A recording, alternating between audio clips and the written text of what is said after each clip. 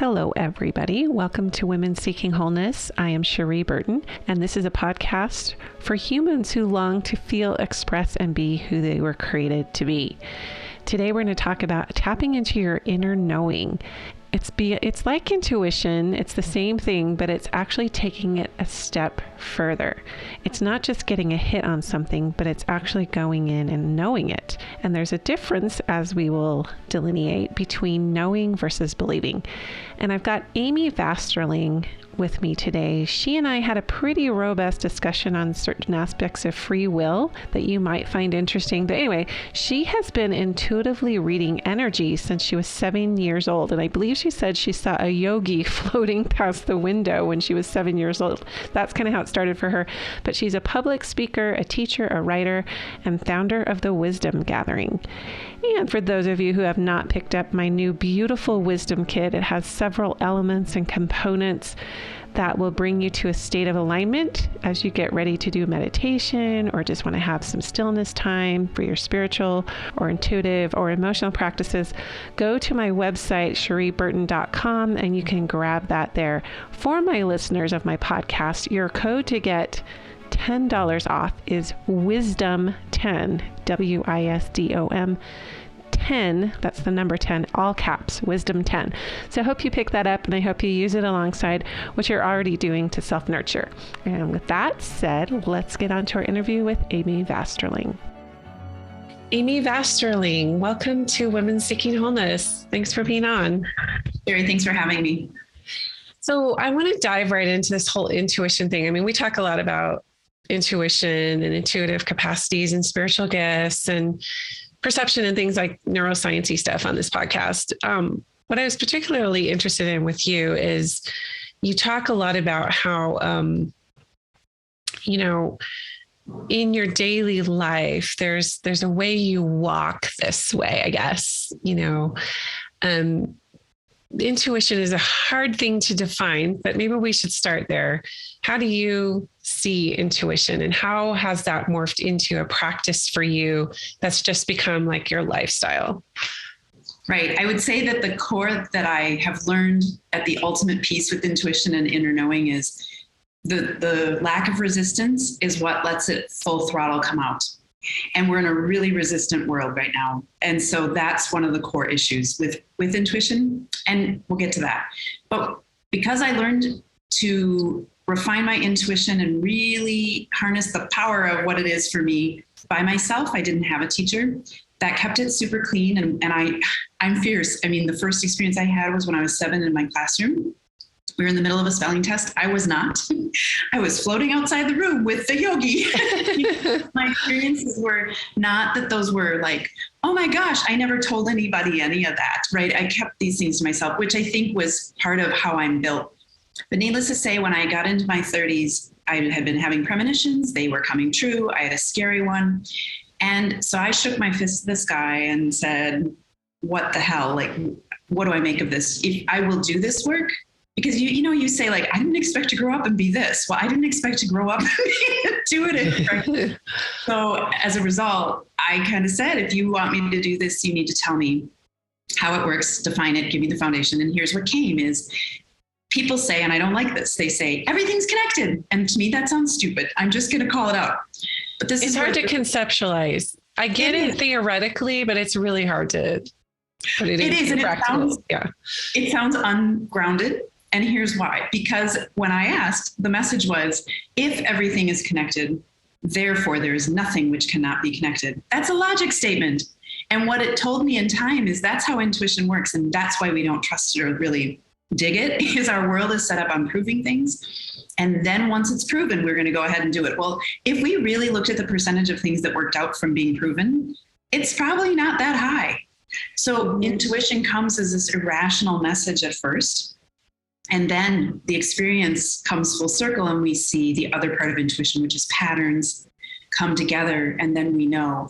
And that is also what makes it non-time bound, non-linear. I like that. It took me a long time to figure out, it's that comes first, which is everything's connected. And that's why it seems ungrounded, because there's not the logic foundation yet for it. And we need to trust that space in our own individual journey and move into that without questioning it until we see how that works, right? And it becomes tighter for us. Or so you would have these premonitions or just maybe inkling or foreshadowing of something. Was it a feeling?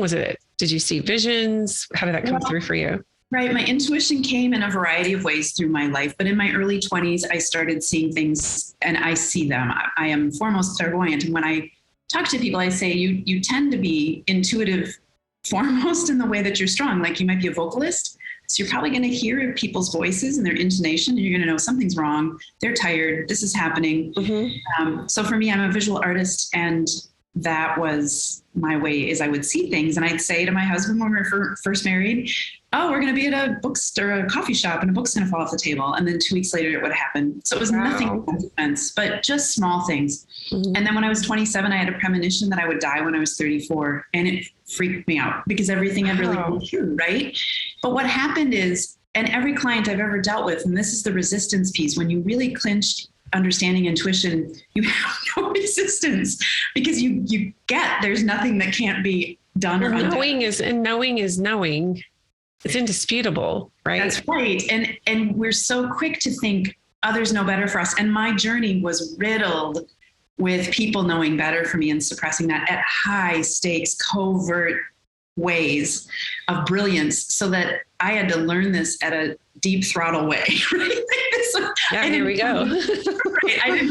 In utero, I knew I want out. So I've said my intuition is not a gift. It's a way that it was a protector to keep me in the journey, because I was a flight risk, like my whole life, right? So that's why it's so strong for me. So I knew undeniably I was always connected, because I could not find that within our world. In my experience, it was just my journey to experience all types of disconnection. So, wow. What a powerful way to learn, and painful. Yeah. One lesson. That's what I say. Well, I have heard people say that on your life timeline, you have some exit points that if you choose out, you could go. And doesn't mean suicide or anything like that. But on a soul level, you have some exit points where you could go if you wanted to, and it would be okay. And not okay, but I mean, like, we get, like, what I'm saying is we get to choose that, and it's subtle on the energetic level. And I had my own brush with that, where I could see that if I kept doing things the way that I was doing them, I would die early. And that's probably what you experienced as well. Right. You're right on. And I concur. We do have, I call them opt-out points, right? Just like you said, where we have a lifeline, and then we can, I've had enough of this and I'm okay letting go. Right. And for me, I feel like I set up my journey, and I don't think I think they kind of said, here are 3 configurations, and I chose that. But there's something going on in my experience that I set up some smart things to support that in ways I don't know that other people did, just because of how I'm built. Right. And so that was smart, because then it kept me focused and learning the depth of this. I say, as an intuitive, I turned every damn stone. I would hijack somebody's reading and say, I want to know. And so I'm going to look at this so that I could be a better reader for everybody. Right. But I left those stones exactly where I found them. Right. So it's not the ego. It's about, I want to know as much as I can know, because if I do that, in 10 years, the reader I'll be, and in 10 years more, the reader I'll be. So how do you read? I mean, are you talking about reading other people's timelines and possibilities, past experiences, spirit world stuff, guides, ancestors, that kind of thing? Or when you say reading, what exactly is that for you? Yeah, so that's a great question. I am soliciting the energy that is the quantum field, which is the energy between the atoms. And what I say is, when I read, it's as though if the universe were going to tap you on the back and say, here's what you need to know, that's what I'm going to deliver. And my position comes from not me, but the information I receive tends to be psychological. So it's about your mental and your psychological, and how to re-look at it so that you move in a more pathway of least resistance. And I don't mean that as the law of attraction. I mean, you start to learn how to break up those spaces. So the law of attraction becomes natural, but it's not like I'm flowing with my life. It's more, it's the resistance pieces, right? It's changing the patterns so the resistance frees up. So you can sense the patterns, is what I'm hearing, maybe, or the possibilities in the quantum field, because it's limitless possibilities in quantum field, right? So like, where does free will come in? This is what I've always been curious about, when someone can have a premonition or have a sense of something let's just say a potential in the field.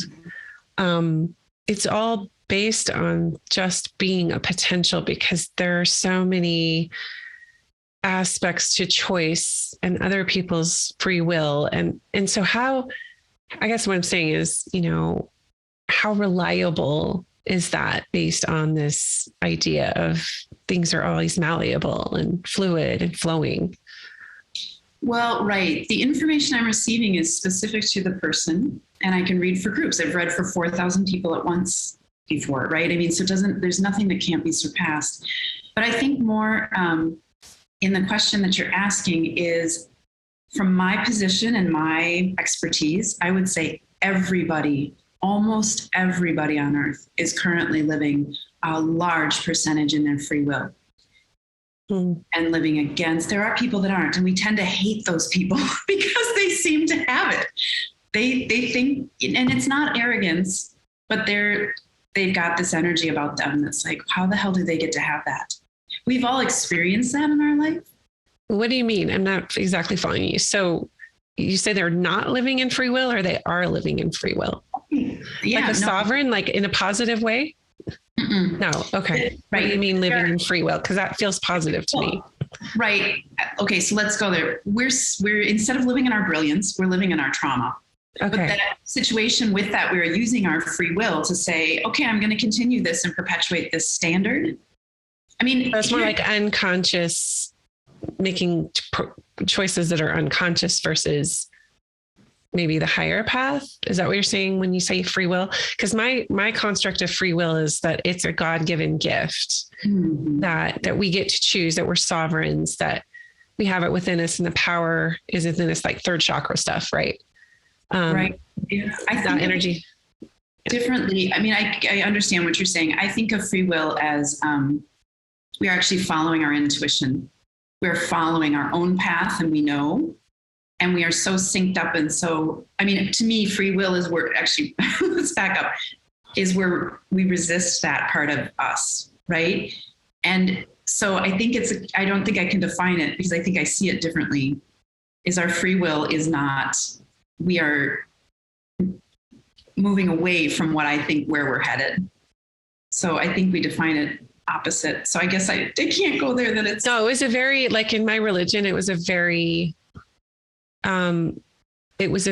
positive, God-given, higher, like we get to choose. That's how I see free will. We always get to choose. It's always our choice. I agree that we do get to choose, but I think that what I'm saying is more people at a higher percent live by the standard than the choice. So does that make sense? Okay. So kind of, I see what you're saying.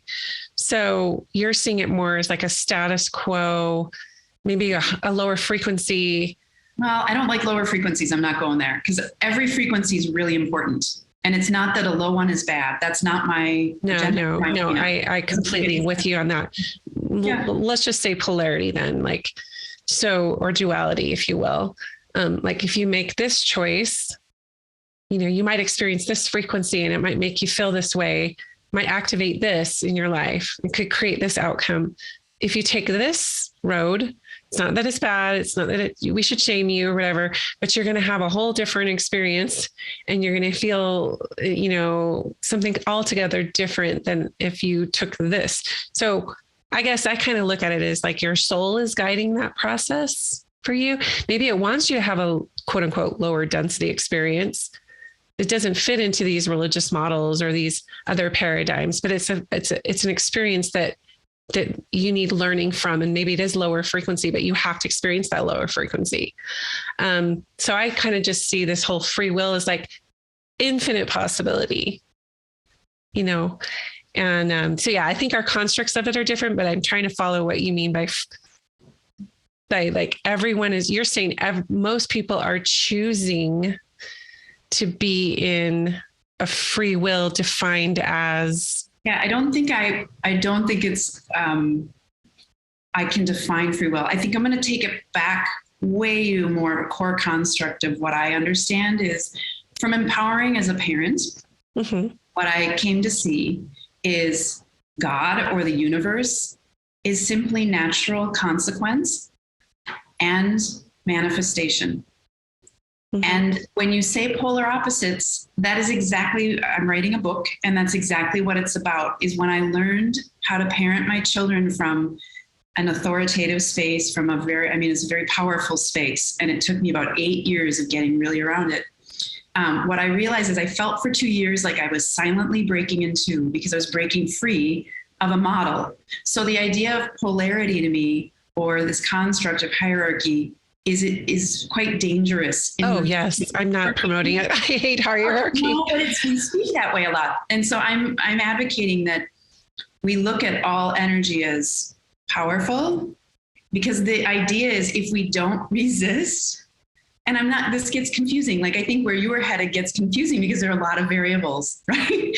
Like when we talk about parenting, there are a lot of variables. So it's hard to say this is how, but with this construct, I'm losing my train of thought. If everything is available to us, or if everything, we don't resist the things, like somebody said years ago to me, evil and demons again and again and again. So I said, let's get after that. And I found something completely different. And I figured it out. I championed it, right? So I guess I'd rather head into that. You stopped resisting the fear, I guess, is what I'm hearing, is like, people bring these obvious polarity things like evil and demons and whatever. And it's like, well, let's take the charge out of that. Mm-hmm. Let's climb into it. Let's explore that. What's the meaning I've attached there? What's the meaning society has attached there? And then it's not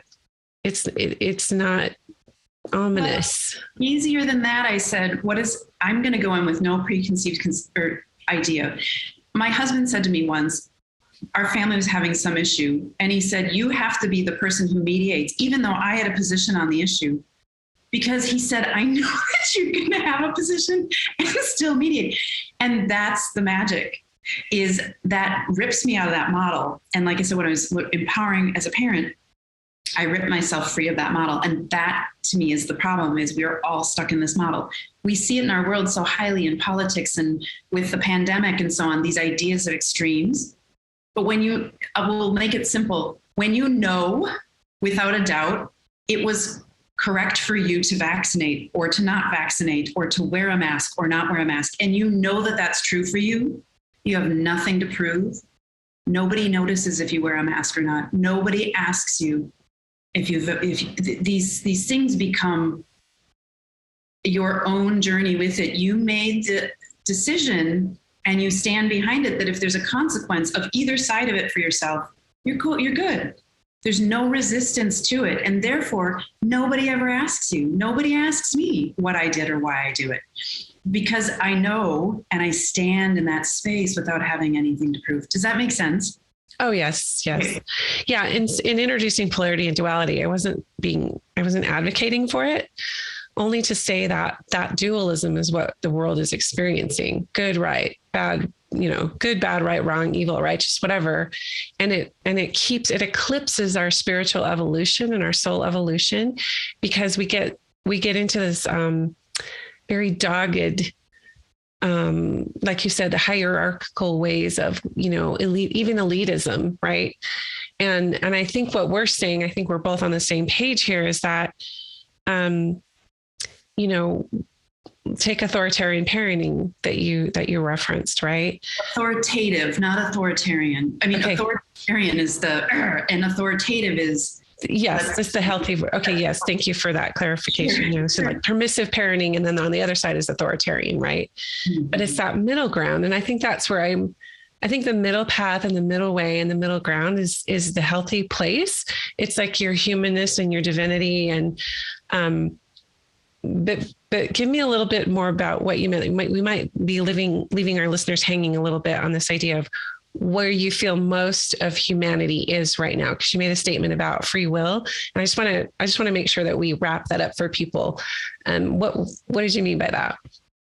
Well, I'm going to just take it where I think we're headed, but is when we talk about these opposites, these extremes, really, to me, that's a good thing that's happening, because if we don't expose the hatred or the extremes, we can't heal them. So it's almost like we're funneling all of us into that middle spot and that is where the power resides, versus control and enabling. Got it. So but we almost have to see both extremes.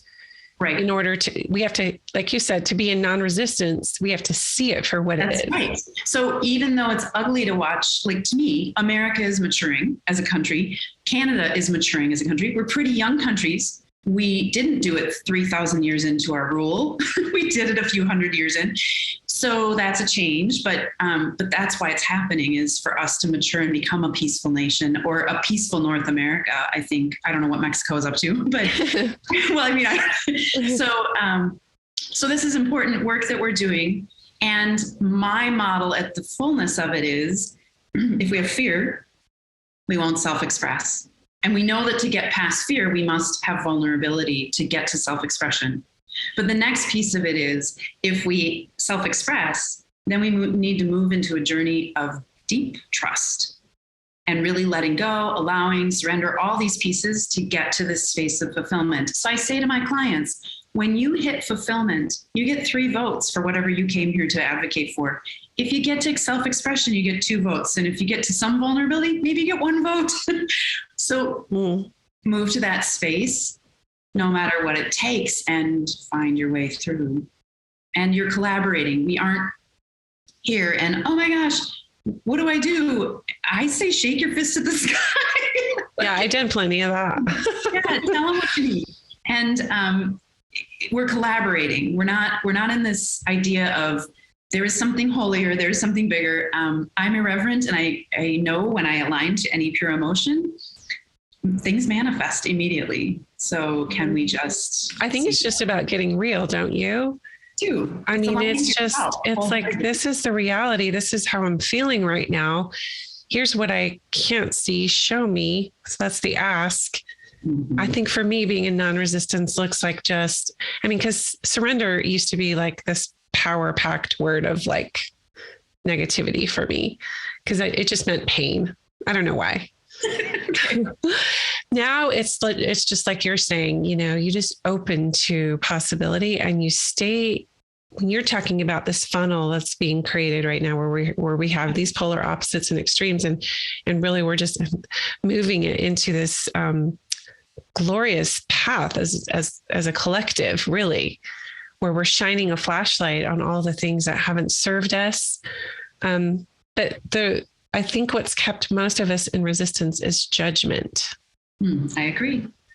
And that release is going to be really painful for the planet, to release the judgment of this is right, this is, whatever, you're bad, you're doing it wrong, this system is wrong, this ideology is off, whatever.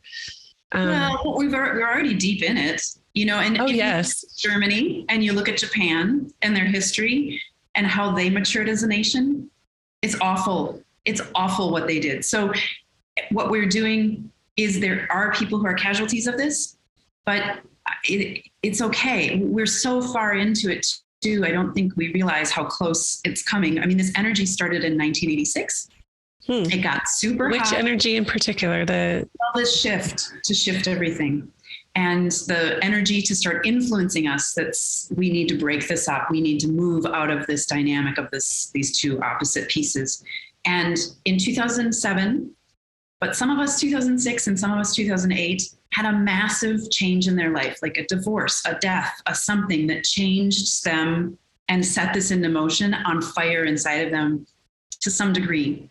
And then, as all the years have been providing us different energy experiences to shape and change, and it will sum up in 2027. So really, this isn't it. We probably have seen most of the ugly and experienced most of the most painful points, except for coming through that birth for people that haven't experienced that can be hard. And yes, surrender sucks. Surrender to me, I define it as like this. I was on an airplane coming home from Washington, a retreat I was co-hosting last month. And we were pulling out back from the gate, and the plane stopped, and I was like, just got full of anxiety. And I was like, oh my God, the plane's going to crash. And then I thought, well, if I'm supposed to die, it's okay then. It's like, that's out of my control. That's okay.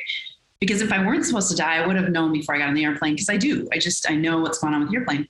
And then we got into the sky, and I had it again. And then we were almost to the mountains and like the foothills coming home. And I thought, God, it's there again. And I realized, oh, this plane is going to have an accident. And I'm preemptively feeling that. So do you see, right up front, I surrendered. So I felt no more of my own anxiety. It was moving me into this space of like, oh, awareness. And I laughed when I realized, oh, if I'm supposed to die, I was like, I'm the only one that won't be screaming on the plane. I'll be laughing. So weirdo. But this is how we can live, is unafraid of what might come our way, and what, how that experience can be in our, what we can experience. Right. So you said you got a premonition it was going to crash, but it didn't. No, I felt overarching anxiety, and that was okay. But then I asked why, and then I was told, and the message was, the airplane is going to have an accident, but not now. Like 10 rides down the road, right? I mean, it could bump into another airplane. It could be something small. But you were just tapping into something that was a potential, Yeah. So this is how we can live our life. I've said for years, we are the iPhone. We are the genome. We know. And we can say, oh, the Native Americans were in touch with that. Well, that's all pretty, but let's start it from now. Let's not look at how great they were. And that's part of that hierarchical thing of,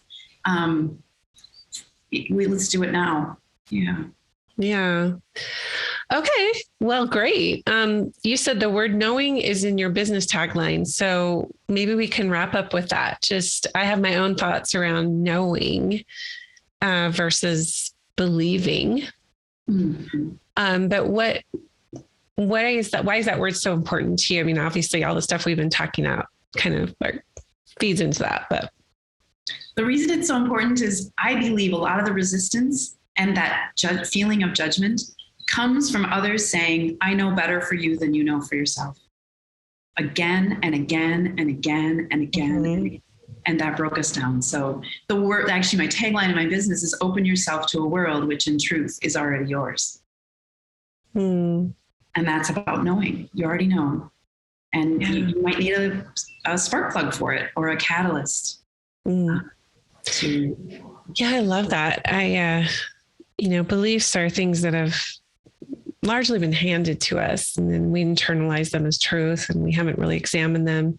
Maybe we had an inkling or a spark or niggling about this is something that's not right or it's off, but we ignored it over time, whether it was a knowing about a relationship that maybe wasn't for our highest good, or it could be a number of things, religious beliefs, family dynamics, heredity, that kind of thing. So this malleability that I was talking about, in the quantum field of limitless possibilities of, everything from neuroplasticity and epigenetics and psychoneuroimmunology, and how things can be so fluid. That gives me hope. That takes me out of resistance when I tap into my own knowing outside of what you were saying about everyone's telling us this is what you need to know. It's a need to know basis. Just follow me. It's like, that's not working for me anymore. The need to know basis for me comes from the voice of my own soul and God, the God of my understanding. And it's rarely convenient, but it has never let me down. And I like where we were kind of going with the whole lower frequency thing. Like I said, kind of alluded to before, sometimes God and my soul will take me to a place or a circumstance or a situation or experience where I'm, for lack of a better word, like blown or forced into a lower frequency experience that I would have previously judged. Lower frequency meaning denser. You could call it suffering, call a lot of things, but I needed to experience that to get the full range of of that spectrum. Yeah, for sure, Carrie. And we're working our way out of, like, the plight isn't illness and all these things. I mean, it is in our era, but it's this emotional disparity. Mm-hmm. I mean, our, and I don't mean to like point out men, but men are coming full circle to say, oh, there's this emotional world that there's this whole other world that I haven't, it's like, where have I been? Yes, the rebirth, and women too. So absolutely. I also want to say my experience is I had to play out for a giant chunk of my life, a past life. And then I moved into a different past life. Weird. That's weird. That can be a metaphor. It can be a story. It doesn't matter. But I can see so clearly how that story of the past life helped me anchor into what the hell was going on so that I could get with it, because I could sometimes barely endure that, right? And then move into this different experience, and it all makes sense. So this gets complex. Some of us are sick of being patient. Some of us are tired of, like you say, I'm really susceptible to the astrology every day. And that can get really frustrating. Like, oh my God, I feel awful today because of this energy, right? And it's calling us into, that's what I mean in 1986, the energy shifted to really work us so that we would shift and change. And when I started reading for others, the first 4 people over the course of several months that came my way, I was like, oh my God, who is on earth? These people are like, they will not back down for love no matter what, even if they're, I mean, not literally, but like beaten up all over the place. They will stay in this standpoint of, I will persevere until there is love connected, all of this put together. And that's our problem is we know that to be true, and it's not yet all connected up. We're still doing that process. And so as futile as it feels, it's actually really amazing what's happening. And we're watching the show, it's. Yeah. The closer that, all this pendulum shifting and what have you is bringing us closer to love. Yeah. And it's painful. It's like birth, right? It's not pretty. Well, okay. So one other thing I wanted to bring up is the wisdom gathering that you are a part of. Do you want to explain that a little bit? Yeah, I'm the founder of the Wisdom Gathering, and I created it for clients and people who are deep thinkers. They want to have a space to have that deeper conversation. I had a lot of clients say, there's no place I can talk about this. I have a lot of people who call me and say, you're the only one I can tell this to, because nothing is strange, right? But the idea behind it is, it's a reading that I do at the beginning of all the people who attend. And in a way that simulates a church. I didn't realize that. I've been doing it for years, but until recently, where I'm reading about you, I'm reading about the energy of the collective group there. And then you are the ones creating the homily that attend. And so the people in attendance help create questions based on what they heard. And then there's some time where they do some journaling, they go into small groups and discuss it, and then we come into the large group. And the entire point of it is to help people see they're not so different and to neutralize that playing field about how we get in our head. So that's why it's really powerful for the deep thinker, because we tend to, get in our head, think too deeply. Mm-hmm. And when we see, oh, this person thought that same way about it. And it is at this point just for women, but it's a space to reconnect. And, I say gain inspiration and clarity through intuition and self-discovery is really what it's about. And we need community right now. We need healthy community. It's how women learn. Yeah. It's wisdom. So it's like the things like it just was a week ago and the things that came up were incredibly powerful. I mean, everybody was kind of on. I've talked to some people since and they're like, I can't believe what we figured out, together. So beautiful. I love that. I think that's the way of the future. we need to create these containers for women to safely express, to validate their own path. And like you said, the weird, nothing's off the table. I mean, you need that freedom to just let that all come out in a place of people and non-judgment. So that's beautiful. Where can people find you online? Yeah, just at my name. It's Amy, Amy, and then Vasterling. I know it's a big one. Vast. V as in Victor, A as in Amy, and then Sterling, like the metal. So Vasterling.com. Thank you so much for joining us today. This was a really stimulating conversation. Yeah, Sherry, thanks for having me. I really appreciate it. Thanks again to Amy for those insights. And really, when we're looking at beliefs versus knowledge, or beliefs versus knowing in your gut, it feels to me more like beliefs are in your headspace through the knowledge you've gathered and the things people have told you and what you've picked up from your environment. Whereas knowing sort of lives in you. It's your divine birthright, just to house that for yourself and that direct connection to Creator. So we can pick up a number of beliefs through the family dynamics we have, heredity, our genetic inheritance, our religious beliefs, our cultural beliefs, school, government, the whole thing, right? Social media. But ultimately, we have this divine gift inside of us that can navigate as a compass so that we can have our inner knowing. And to me, that's what intuition is all about. So you can find Amy again on amyvasterling.com if you want to check out her offerings there. And just remember that what you seek is seeking you, and that your inner knowing is more important than anything outside of you. We'll talk to you next time on Women Seeking Wholeness.